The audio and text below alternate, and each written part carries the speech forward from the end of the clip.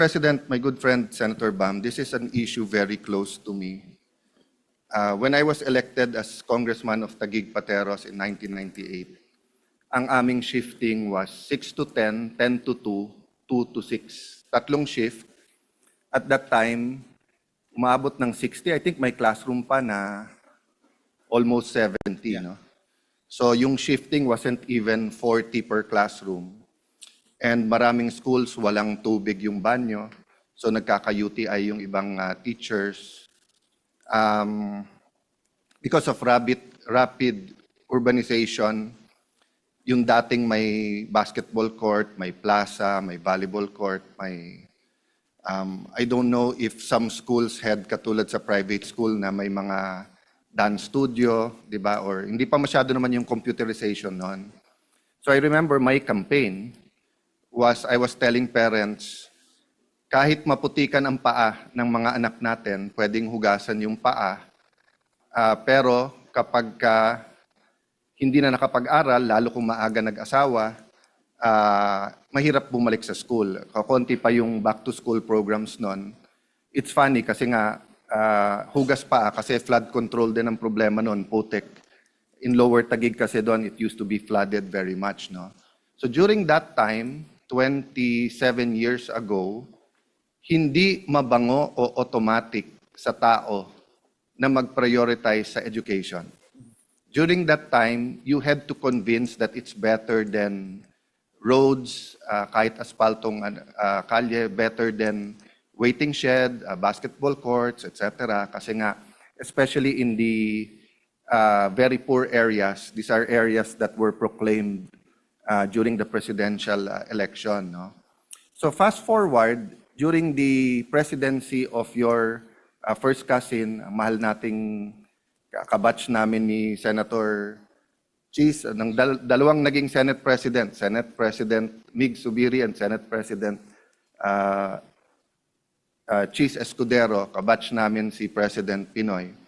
And halos na fill yung gap since the EDSA revolution, which your auntie naman did something very good, which is to give free high school. People forget that before the EDSA revolution, may bayad yung high school. Kaya yung mga politiko noon may scholarship sa high school, kahit notebooks, etc. Ang problema, hindi sumapat ang pondo or hindi na ilagay ang pondo for the additional classrooms. That's why during the first year of President Ramos, there was a study that many grade 6 graduating students could not read. And then nagkaroon ng issue whether quietly ang DepEd ay nagmamas promotion. No, this is all on the record. I think it's already on internet, especially with AI. But several reports to. That's why nga yung unang EDCOM, very basic doon. Ito yung naging problema. The world was pressuring us na mag K-12, and there were only, I think, 2 or 3 countries na hindi nag K-12. But I think there are 3 or 4. But 2 of those 4 had very good educational institutions. I mean, yung system nila were very good. But na-pressure tayo. I remember Senator Ralph Recto, who's Executive Secretary now, was saying, you need 250 billion a year from government, but 250 billion from yung bulsa ng parents to add kindergarten and the 2 grades. Okay. Nagdagdag ng kindergarten, medyo brinaso ni Brother Arminion in the sense that wala namang malaking pondo for classrooms.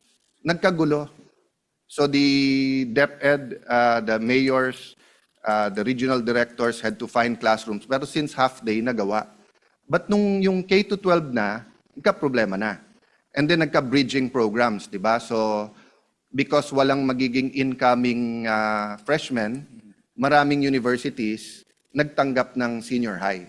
And it was a little bit uneasy, what you call this, bridging or for them. Kasi basically, instead of first-year college, ginawa nilang senior high, di ba? Ang problema, may income. So yung iba, nagustuhan na. Kasi nga may voucher yon. Tapos yung ibang high school naman, for example, sa amin, let's say Signal Village National High School, wala na talagang space eh. At that time, we weren't making 7-story, 10-story classrooms. So ang naging problema, baka hindi ka graduate sa high school, saan ka nag-umpisa? And that's part of, although may mga transferees, di ba? But that's part of of growing up, di ba? Kung lasalista ka, dun ka, or tenista ka, taga St. Jude, taga whatever high school you are, di ba? Upper Bicutan National High School. Parang kung hindi from elementary, from high school, at that time kasi martial law until FBR, hindi lahat ng barangay may high school. Pero, sorry, most places had elementary schools where you can walk to, but hindi high school. So, yung kaklase mo ng high school is not necessarily yung kaklase mo ng elementary school, di ba? And then, it's a new beginning kasi doon ka nagdadalaga, doon ka nagbibinata, di ba? But yun nga, nagkahiwalay ngayon. And usually, iba standards. Sometimes better, sometimes worse. So it was, to be fair to President Pinoy, until his last day, they were really putting in the funds and everything. And to be fair to President Duterte, he was convinced by Secretary Liling not to scrap the K-12. Until the pandemic, medyo okay tayo. But three things happened during the pandemic. One, yung mga private schools hindi na rin kinaya, nag-close. So dumoble yung, so not only the normal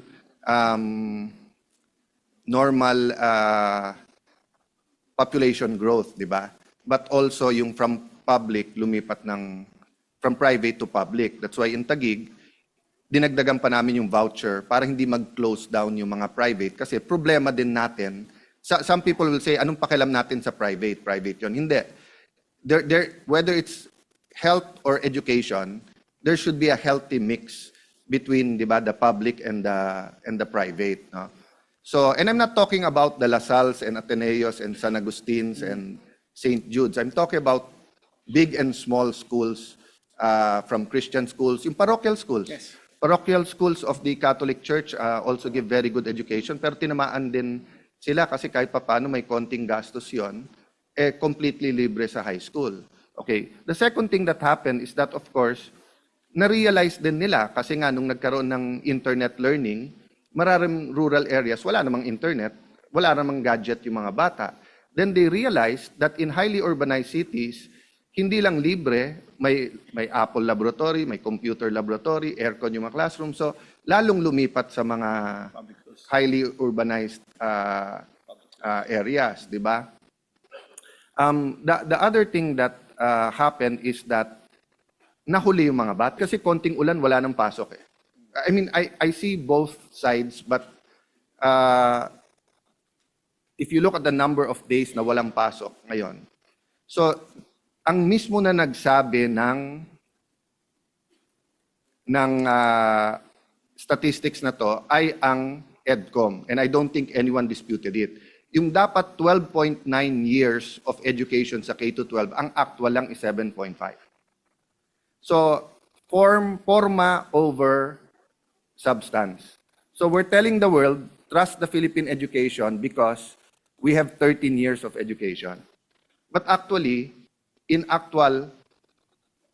reality, it's only 7.5 years. Para lang tayong private school na grade 7 plus 0.5. Para tayong hanggang first year high school lang. No? So, that's why I laud your bill.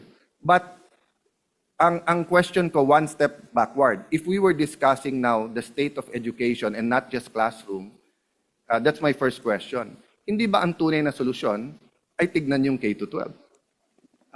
Mr. President, kasama yan. If you remember, on our first week, my privilege speech, there was a 7-point agenda to address our education crisis, including classrooms, nutrition, and of course, stuntedness is one of your main advocacies, Mr. President. We talked about internet connection, support for our teachers, employability, and the curriculum, and K-12.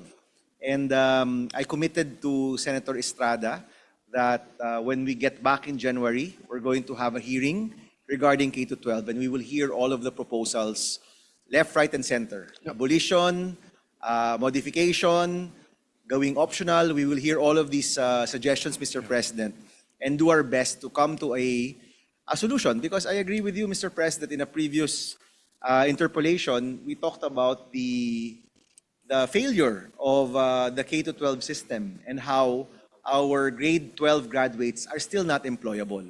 Yun po kasi yung pinakapangako ng K-12. Pag graduate ka ng grade 12, di mo kailangan magkolehiyo, pwede ka na magtrabaho. And the employability of our grade 12 graduates, unfortunately, is really low. Napakababa po. So, I think we all agree there are problems in the grade 11, grade 12 system. We need to address them. And the proper hearing, Mr. President, and with the Committee on Basic Education, and with EDCOM, which you are also a member, I think we'll be able to come to a better solution po going into next year. I appreciate the gentleman's effort, and I know you're coming in from a break. You weren't in the Senate for a couple of years. But I will disagree with you that we're addressing the problem. Because from my point of view, we're evading the problem. There are only two solutions to this. Pondohan ng tama or tanggalan ng 1 or 2 years.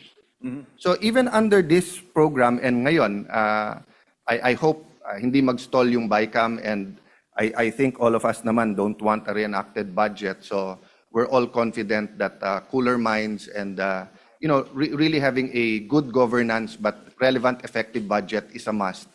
But even with the 2026 budget, and even with this law, assuming everyone follows this, and even if LGUs realign their funds for this, the soonest na may mararamdaman tayo is 2 to 3 years from now. And mararamdaman pa lang yon. So kumbaga sa lagnat na 40 o 39, bababa lang yan ng 38.5. Hindi mawawala yung lagnat, no? So the most immediate is simple. Pondohan natin ng tama yung K-12 or tanggalan natin ng 1 or 2 years, di ba? So I remember I went up to you once and said na, bro, habang hindi natin to dinidesisyonan, it's like a dike. Tama ka, pagdating na Bam Aquino, ang daming tulo nung dike. Pero ang ginagawa natin, law after law, nagdadagdag lang tayo ng daliri para ilagay doon sa mga butas ng dike, di ba? Pero wala talagang, ang solusyon talaga, either yung panggastos para walang tulo yung dike, or bawasan ng tubig yung dike para hindi mag-overflow, no? Yes. So I understand this is better than doing nothing. And when I say we are not, I include us because my whole of government. But ako, I'm ready now. Whether the decision is tanggalin 1 year, whether tanggalin 2 years. So has your committee done the computation? If we take out senior high, gaano karaming classrooms ang ma-free up natin? And instead of 7 years, at 35B a year for 7 years? More, Mr. President. More like 90 billion a year. So we need, for 7 years. Right now, I know you've stated it a number of times, but para dun sa mga nakikinig na lang ngayon. So how much do we need for how many years to close the gap? 90 billion a year for 6 years, Mr. President. We're now at 65 billion. So kung 65 billion, it's going to be 7 years. Okay. Meron tayong 166,000 gap, but every year, we have buildings which are condemned. We have an increasing population. May mga classrooms tayong nasisira dahil sa bagyo at earthquake. Yeah. And if you put all of that together, Mr. President, it's roughly about 39,000 Yes. classrooms per year. Now, lahat po ng grade level is more or less equally distributed. So if you take out one grade level, Mr. President, that's divided by 12. No? So yun po yung masisave natin. Roughly about 12 or 15,000 classrooms if we take out one grade level, Mr. President. Yeah. So let me drill down that point. No? In the rural areas, wala tayong problema masyado sa classroom in the sense that walang shifting doon. Meaning, 7 to 3 or 8 to 4, ang problema natin doon yung facilities, textbooks, computers, internet, di ba? Pero classroom, hindi. Kasi nakakapasok sila na buong araw. Depende rin sa definition ng rural, Mr. President. So if this is out of Metro Manila, they still need classrooms. But of course, the further you get out, the more land there is. Well, in iba rin, Mr. in the President. statistics that were given to me by EDCOM, ang 2 and 3 shift is in the highly urbanized, Yes. di ba? Yes. And nagko-compound yung problema doon because dati mahal ang building, ngayon mahal na yung lupa. and mas mahal kung may nakatayo na doon. And then, may konting problema sa expropriating. Nasa internet lang, nasa dyaryo a few days ago na yung issue sa Baguio na COA is saying na mahal ang pagkabili ni Mayor Magalong at ng Baguio City sa isang ano. I understand the predicament of mayors eh. Kasi usually yung assessed value mo, napakababa pa sa zonal, and then yung may-ari kahit sa zonal. So for example, if there's 5,000 square and I say, Mr. Aquino, how much do you want to sell it? Then you tell me na, boss, yung katabi ko kakabenta lang 70. Okay na sa akin 60-65 dahil school. Pag tinignan yung assessed value, yung sa table, 20 mil. Yes. Pag sa zonal, minsan lumalapit, pero depende kung gaano ka-updated, minsan 50. So pag binayad mo yung 65 na hinihingi niya, ikaw pa makakasuhan. Di ba? So that's one thing I'll ask later on na do we address that in the bill? But so it's not as simple as when it was in 1998, which is ang daming lupa, wala lang pera para sa classroom. No, Mr. President. Land is definitely a problem, Mr. President. But for this year, ang laki po ng gap, 166,000. For this year, what we've allotted for about 30,000 classrooms, that will probably go to the schools where there's already available land, condemned buildings, condemned classrooms that need to be replaced. So palagay ko, Mr. President, case-to-case basis, but most of the ones who will receive classrooms this year, maybe hindi pa ganyan kalaki yung problema sa lupa. Once we get to the third or fourth year, Mr. President, dyan na mas magiging seryoso po yung problema. I appreciate your wanting to be precise kaya yung definition ng rural. I will rephrase it, di ba? Obviously, doon sa mga one shift na hindi lumalampas ng 50 sa loob ng isang classroom, Yes. wala ang problema masyado sa classroom. Yes, Mr. President. Diba? Kasi just by the name, shortage. But doon sa 2 shift, lalo na sa 3 shifts, diba na 4 hours na lang sila sa isang araw, may problema tayo. We also have, Mr. President, mga one shift, pero kulang na talaga yung classroom nila. So nagka-classroom na po sila sa covered courts, nagka-classroom na hinahati nila yung classroom into 2. There was one area, Mr. President, na napuntahan ko sa Quezon, sa gitna ng 2 building, nilagyan nila ng bubong, ginawa nilang classroom. So That's why I qualified it na walang shift or one shift, pero hindi lumalampas ng 50 sa isang classroom, di ba? Kasi Yes. pag lumampas na, yung sinabi mo, hinahati, Yes, nasa Mr. labas and everything. Okay. But ang pinag-uusapan natin, Mr. Chairman, tama po ba, Mr. President? Yung palang basic classroom, ha? Hindi Yes. pa natin pinag-uusapan laboratories, computer science labs, computer labs, auditoriums, everything that makes the best of our private schools effective and relevant. Hindi mo basta-basta mahanap ngayon sa public school yon.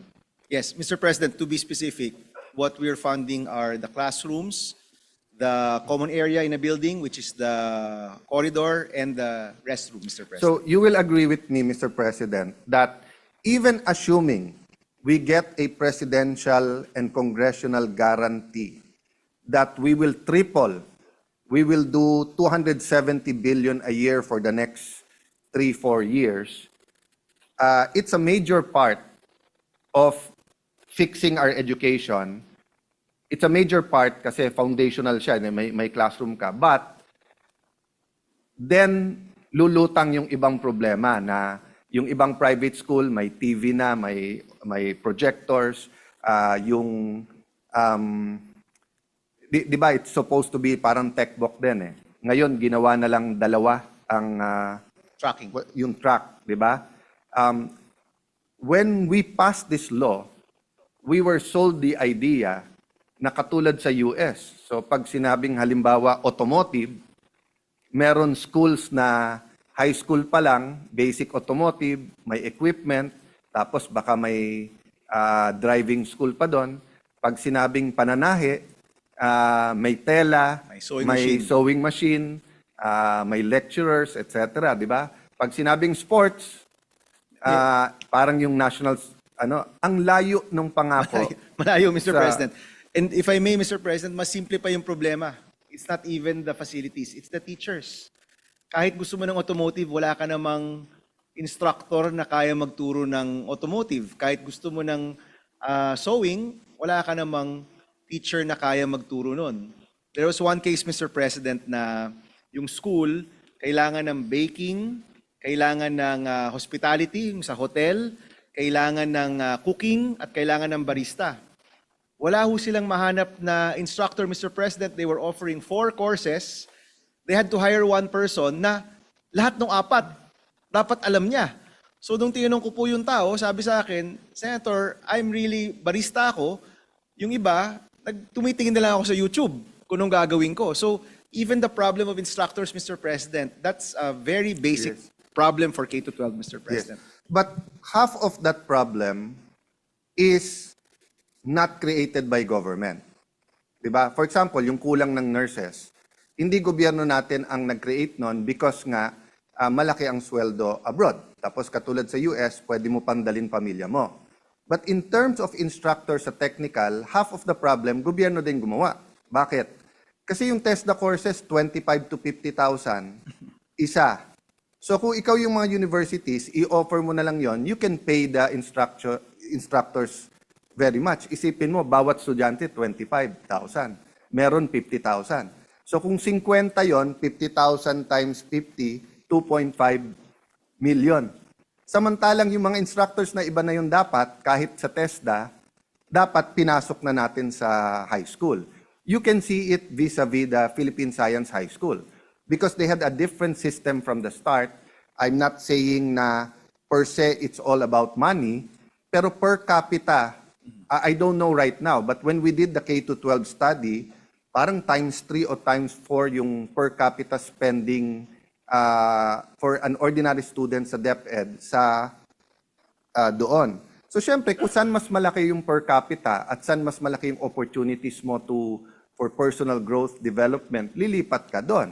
And every time we ask TESDA, akala ko ba kaya nga namin kayo finand at may K-12 para wag na mag-out of school youth. Ngayon may 3-year course na rin yung TESDA. So parang graduate ka na nga ng high school 2 years later or mag-out of school youth ka after the junior high school and then magte-TESDA ka, humaba pa din ang TESDA. And then although may scholarship, lalong nagmahal na dapat sa elementary at high school pa lang, kasi like tayo, panibasa, we went to a private school, yung ating practical arts, tapos sa ibang school, may 1 semester, may 1 quarter, kasi by quarters, mag-exchange ang babae at lalaki, di ba? So like kami, let's say kung basketball, but may 1 quarter lilipat, magba-volleyball kami. Tapos kung practical arts, may 1 quarter, mag-home economics kami. But very basic yon, yung mga electronics na soldering, yung mga craft na yung eggs ay gagawin mong paperweight, di ba? Yung, of course, yung mga drawing for those who want to go to engineering, di ba? But unfortunately, unless you have, we do have wonderful teachers everywhere, but as you said, di ba? If 4 yung tinuturo niya, baka very good siya sa isa, yung dalawa, medyo kinakapa niya lang, di ba? Unless jack of all trades siya. Yes, Mr. President, that story is to illustrate na even pagdating sa finding instructors, may problema na po yung K-12. And Mr. President, as you know, my position is our educational system is in crisis. Agree. And we need different solutions. It just so happened, Mr. President, nauna itong Classroom Acceleration Program kasi nais nating ituon dito sa budget. But definitely, Mr. President, all of these concerns, the committee does take them very seriously. And whether it's finding the right solution for employability, possibly taking out 1 year or modifying or improving the K-12 system. As you know, Mr. President, we're quite serious with tackling all of these issues. I don't as we go doubt on, the Mr. sincerity, Mr. President. I don't doubt yung sipag. I don't doubt the research work. And you will be here, God willing, until 2031. Yes, Mr. President. And then allowed a re-election. I don't know where I will be after 2028. But assuming, for the sake of argument, this passes, assuming nga from 65, gawin pa nating 90, ang problema, 3 years from now, pag nagawa yung buildings, di ba, ang sagot pa rin ng gobyerno, hindi pa rin natin kaya. So the point I want to drive at now is that if we want to solve this, it's not Band-Aid after Band-Aid. This is, for me, this is, how do I put it? Hindi to Band-Aid. So, kumbaga sa napilayan, ito yung cast. Di ba? Pero, or ito bakal para nga magamit na yung napilay. Di ba? But it's not it's not a stem cell or it's not a rebirth or renewal because nga, the problem with fixing the classroom problem, without fixing the private sector, yung pera ng ating mga, yung income ng ating mga mahihirap, and then kung hindi natin sasabayan ng mga instructors at saka facilities, we're setting ourselves up for bigger expectation and then magfe-fail din. Well, Mr. President. So the point I want to make is that if we remove 1 or 2 years now, this law that you're making will not only transform from a bandage or yung bakal sa ano, it will transform to a multivitamin that will really get us up. Kasi nga, yung masasave mo iba sa classroom, pwede mo ngayon ilagay pa rin sa education in other parts. Just this one point, no? So, you've been following it. Magkano na ngayon kung today mapapasa ang budget, 1 trillion something ang budget for ng education? 1.3 including tertiary, 1.38. In an ideal situation, anong estimate natin dapat budget ng K-12 to be fully functional talaga? Mr. President, honestly, yung problema sa K-12 is not just funding. It's really the systems itself. I agree. But Meaning, even if we threw money at it right now, Mr. President, kung hindi malinaw yung mga kailangang baguhin, ako, Mr. President, and as you know, as you said, bago tayong pasok dito, before we will fund it, we should agree on the solution. No? And maybe through the hearings, Mr. President, on K-12 next month, in January, mahahanap natin yung solusyon, ponduhan natin. Right now, kasi Mr. President, sa sobrang laki ng problema, and if you notice, even our EDCOM report doesn't really, it just says fix it. It doesn't really prescribe how to fix it. So there are suggestions there. We have other bills on school-to-employment programs. But until we find the right solution, Mr. President, it's hard to peg a number to solve the problem because the solutions themselves are quite many, Mr. President. Let me respectfully disagree with you because when my wife Lani became mayor sa Taguig, we were second to the last in Metro Manila. Okay, and the formula was simple. We put money first for teachers. The seminars nila and everything ganyan. Okay, second, we made sure na walang excuse yung bata mag-drop out. So binigyan ng uniforme na nakatahi na. 2 pantalon or skirt, 3 pang ibabaw. Then we gave them all notebooks, bag, later on may vanity kit na rin. You put in the pencil, papers, etc. Later on, yung payong, yung shoes, rubber shoes. So there are simple formulas. I agree with you at a certain point.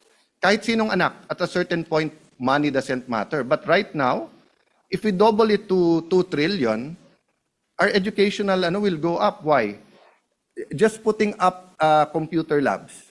Just putting, so halimbawa, yung ibang mahina yung internet, ang solusyon simple. You put a TV, Of course. and naka-mirror dun sa professor. We've tested this sa digital. So my point is, Mr. President, yung EDCOM, kaya hindi na pre-prescribe lahat kasi hindi dahil sa findings sila. Dahil sa atin na nasa gobyerno, ayaw din nating harapin yung katotohanan na K-12 yung problema. Mr. President, definitely, Mr. President, marami sa mga problema, pondo talaga yung kailangan. No? You mentioned a number of them. Pero pagdating sa K-12, tatlo kasi, Mr. President, yung may grupo na gustong tanggalin, may grupo na gustong i-retain, at may grupo na gustong i-reforma. No? But yung specifics yan, Mr. President, at least reading the EDCOM 2 report, hindi pa rin wala pa rin consensus talaga on what we should do. And I think, Mr. President, I know you're part of EDCOM as well, we can go into that in January. At pag nahanap natin, Mr. President, kahit masakit na katotohanan na haharapin natin, let's push for the real solution, Mr. President. Mr. President, theoretically, this is the third EDCOM. Diba? I filed for a EDCOM 3, and difference is that dito commissioners na yung tatlo, CHED, but we chose to extend. EDCOM 3 na to eh. They tell us the same thing. Diba? That we say priority natin ang education. I'm not talking about you, I'm talking about the whole of government, Mr. President. Obviously, you're standing there because priority mo. But hindi natin priority as a nation. So, ang mga magulang, sasabihin, mangungutang na ako, gagawin ko na lahat, basta't uunahin ko education ng ating anak. Ang gobyerno, baliktad. Yumaman muna tayo bago ko dagdagan yung sa education. I've never seen a parent who told their children, yumaman muna tayo bago ka pag-aralin. In fact, pinatitigil yung isang anak para lang isa makatapos para lahat. So the point I'm making, Mr. President, is we don't need further hearings to know that there's a simple approach to K-12. You name 3 approaches. Go back to K-10 or do K-11. Secondly is reform. And third is to fully fund it. Similar problem, MMDA. Some are saying the failures of MMDA is because bitin ang powers nila. Some are saying naman, we don't need it, abolish it. Okay, since naging konsyal ako, we've done nothing. We've just complained na ganon. Same thing sa LLDA. My first privilege speech, LLDA, Laguna Lake Development Authority. Ang first privilege speech ko, I see the Laguna Lake, I see the authority, my general, my manager. Where's the development? Same thing. We've never passed, meron model. Gawin mong LLDA, parang BCDA. Bigay mo yung tamang powers at tamang pera. Yun ang problema po. We've seen the success of the K-12 in the first few years. We've seen its challenges before the pandemic, pero nung nagka-pandemic, we can't rewind anymore. So ang choice lang talaga natin ngayon is to either magbawas ng 1 or 2 years, or, as you said, how do you deal with crisis? You don't just let it pass. There's something you do proactive. So happy na tayo dahil so the 1 trillion this year 1.3 trillion. 1.3 is how much more than last year? 400 billion more. I think it's More or about less. 400 billion more. So it's substantial. Yes. Diba? But ako kasi ang estimate ko, ang 2.5 trillion to 3 trillion payat pa rin. For education, Mr. President. Kasi simple lang, kung ang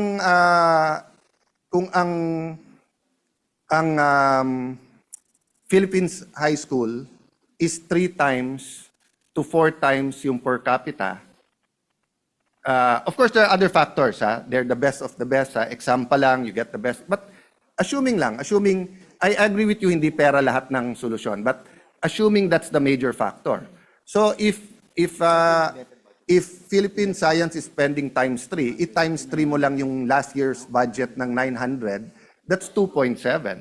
Diba? But as you said, even if you give the 2.7 this year, let's say bibili ka pa ng lupa, itatayo mo pa. Even if we buy the equipment, itre-train mo pa yung teachers. But ang sinasabi ko lang, Senator Bam, I'm a little bit older than you. Diba? Senator Enrile passed away this year. I could not really imagine, isipin niyo po, tayo, we went through 1 pandemic in our life. Siya, 2. Dalawa. Oo. Yes. Tayo, we went through EDSA 1, EDSA 2.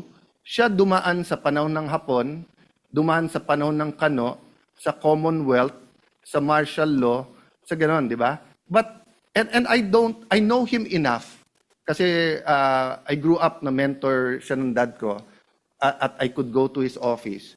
But I really don't know in his heart what have been sadness. Ako, I can tell you what my sadness is if I die tomorrow or 30 years from now. If I'm still in the Senate and we're still discussing the same thing. And the problem is, we are discussing the same thing since 2013, 2014, which was 11 years ago. I mean, now, the difference is more people are listening to you now. More people are listening to us now. But not enough Not enough. So my point, Senator Bam, is if we don't give them, the problem is extraordinary. So if we don't give them an extraordinary solution, this law will do good, but it also can give them false hope. Mr. President, I think we're pretty clear that there's a 7-point agenda to education. The problem is huge. Sabi nga nila, Mr. President, how do you eat an elephant? Diba? With one bite at a time. So this, Mr. President, is going to be one bite at a time. We're going to move to K-12 next. We're going to move to textbooks. We're going to move to stunting. In fact, we've already funded the school feeding program. Kulang pa rin yung sa barangay-based feeding program, Mr. President. Pero iisa-isahin natin yan. And with what you mentioned, Mr. President, na you don't want to die tomorrow na ganito pa rin yung problema. Or 30 years from now. Or hopefully 30 years from now, Mr. President. I think we will continue to try to reform this, Mr. President, find the right solutions, or we will die trying. I thank no? you for your patience, but let me just drill that point one more. Yes, Mr. President, go ahead. You mentioned eating an elephant, di ba? Did you notice na sa mga carnivals or even pagka pinapakain yung mga elephant sa mga zoo, did you notice may tali sila and then a small peg sa ground na kayang-kaya nilang hilahin yon but hindi nila ginagawa? Have you noticed that? No, Mr. President. Okay. So take a look at yung yung mga elepante. So wherever that's connected, tapos may tali, tapos may peg lang parang sa tent na nasa ground. Okay? The reason for that is when they are children, when they're very young, I don't know what you call a baby elephant, no? But nung pag-baby pa sila, tinatali yan, let's say sa puno. So kahit anong alis nila, hindi. So by the time it matures, hindi na niya kayang isipin Na kaya niyang makawala. na kaya niya makawala. So that's why if hindi mo inabot sa tuwing Saturday ng umaga yung Tarzan, Okay. kaya pag nagagalit yung mga animals at kay Tarzan at gaganon yung elepante, dun lang nahuhugot. At pagka gumanon na yung elepante at nahugot, na-realize niyang wala, dun lang siya tatakbo. Pero habang nakatakbo yon. So I just want to drill down that point. Na yun ang problema natin ngayon. We're like that elephant. We're doing many things. We're in the carnival, tinitignan tayo. Yes, the lion is the king of the jungle, but an elephant is an elephant. But until we do one of two things, go back to K-10 or 11 or fully fund K-12, hindi masosolve yung problema. We will improve ng konti. Diba? Ang problema kasi dun sa eating the elephant one bite at a time, I agree with you. But the problem is, katulad nito, for the next 3-4 years, kung ano man baba na ang baksak ng grade natin sa educational system, you'll have one generation or one 10-year gap na ganun yung aabutin ng mga Yes. bata. Diba? Same thing sa stunting. So kung ngayon 27% ang prevalence, if we don't do something radical in 2026, and I don't see that in the budget for 2026, kung bumaba man, maging 25, 1 out of 4, masa-stunt. So ganun na yung school system natin, tapos may 1 out of 4 ka pa na sa stunt, it gives us such a grave, It's a grim picture, Mr. President. But So one question lang, tapos baka wala namang amendment. yes, Mr. President. So if the LGUs have their own present system and will use their own money now, will this bill affect them? Yes, Mr. President. They can draw on this fund and use the funds that they have to augment. But nothing in this bill naman will hamper Oh, of course not, Mr. them if they have their own PPPs, if No, they have Mr. their President. own So it's really meant on if they need help going there. Yes, Mr. Okay. President. I said last, but last na last. Yes, Mr. Can we put something in and subject to the right words of simplifying it, or in this bill is there an office in DepEd na, as you said, di ba, yung to make it simple. For example, no, let's say the LGU has money or has target land. Pwede bang isa na lang sa DepEd ang bumili? So, God willing, hindi siya mademanda. There's Pero para to simplify na lang. There's a PMO, Mr. President, Yes. that DepEd needs to assign. They already have a current team that handles infrastructure. Yes. That's the PMO that's going to I handle asked this, that Mr. then President. during the budget hearing, if you, Senator Gatchalian, I think, was the one defending. Sabi ko, lagyan mo na ng, actually yung sa classroom, sana it's flexible to be used there. Pero sana, kasi ang sagot sa akin nun ni Senwin, and of course he's been also outstanding sa education sector, is that may fixed amount, etc. But I was saying nga, it's not na hesitant yung mga mayors. It's just too complicated. Diba? And it takes so much time. So can you imagine, kung mag-expropriate ka and it takes 1 to 2 years, then you're going to build a 7 to 10 story that takes 2.5 to 3 years. So we're talking 5 years. At ang term nila, 3 years.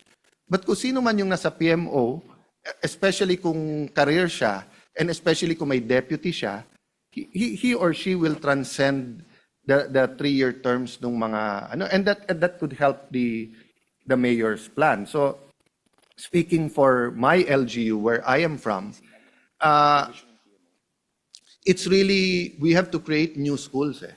Kasi puno na rin yung mga existing. And of course, we will do what we have to do. But I'm saying is that, imagine if we identify 3 places, but yung sa ano, does that no? I mean, I don't know if it's just, or something very powerful sa declaration of policy, putting not only the onus but the hope in the PMO, in the Department of Education na to put up, I think if you say naman put up new schools, included na dyan yung pag-ano ng land. But I just wanted to end by saying na those are the 2 things that we have to do in parallel. Dun sa mga rural na malalaki pa rin ang lupa, help the principals there, the supervisors, plan them. I was a teenager when I started going to Cebu because my dad was EPSA administrator in 1984-85. So I was 13, 14 years old. Walang tao sa Mactan. And I really fell in love with Cebu until now, no? Unfortunately, in terms of urban planning, despite many great planners like Lito Osmeña there, kung ano nangyari sa Metro Manila, nangyari din sa kanila sa planning, etc. So that's my other fear, di ba? Is that if I die tomorrow or 30 years from now, yung schools sa mga rural na napakaganda, and when I say rural, not necessarily bundok or island. I mean, there are places in Calabarzon, in Quezon, in Bicol na ang gaganda pa ng schoolyards, di ba? But then, sabihin, ma'am, 3 hektarya ka naman eh. Bigay na natin sa housing yung kalahating hektarya, which is valid. O ma'am, gawan na natin ng gym yan para sa barangay, ganyan. And then we wake up one day, wala nang school grounds at wala nang tatayuan. So in parallel, di ba, tulungan natin ng husto yung mga may lupa and then how can they, in parallel, how do they get in? As you said, di ba, not only January, even now, even the budget hearing, inaayos nyo yon yung paano tulungan yung mga yon. Pero yun nga, yung mga cities na wala na eh. Talagang yung ganun na lang yung school, tulungan natin silang makabili ng lupa. Baka, I don't know if we should even put it as a mandate, diba? That the DepEd shall, something like that. I leave that at the, I believe in you, Senator Bam. That's why Thank you, Mr. President. I don't make it a specific amendment proposed, Mr. President, but I leave it at your footstep and I think... Mr. President, for the record, there's a Section 9 which talks about the Program Management Office, and Senator Pia Cayetano had a really good amendment to this section, Mr. President. At more or less, Mr. President, yung mga nabanggit mo naman about reviewing the proposals, looking at the projections, looking at demographic and population trend analysis. It's stated here, Mr. President, that the PMO under DepEd will be handling all of this, Mr. President. But of course, Mr. President, you know very well she's my ate, so I cannot say hindi maganda yung kanyang amendment. But of course, this is Mr. a Section President, 9, di ba? A program management office with the DepEd headed by in charge of shall review and approve. Can we make it more proactive? Something shall, instead of review